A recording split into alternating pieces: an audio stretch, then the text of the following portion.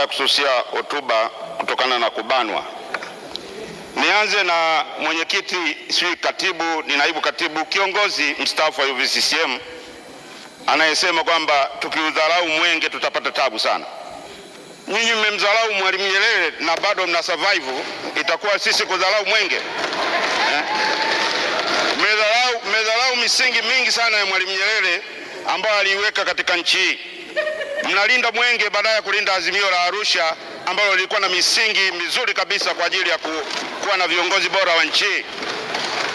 Hakuna mtu anasimama kwenye bunge hili, hata wewe ulikuwa kiongozi wa UVCCM, siwahi kusikia hata siku moja unamkumbuka Seth Benjamin, shahidi wa azimio la Arusha.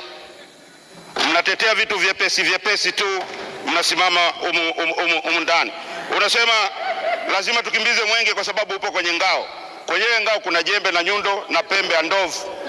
Sasa tuvichengue vyote, kuwe na ruti ya pembe, kuwe na ruti ya jembe na kuwe na ruti ya shoka, nazo ziwe na mbio zake, kwa sababu tu zenyewe nazo ziko kwenye ngao ya taifa. Kwa hiyo Mheshimiwa Mwenyekiti, alichokizungumza Mheshimiwa Lissu ni kitu cha msingi sana.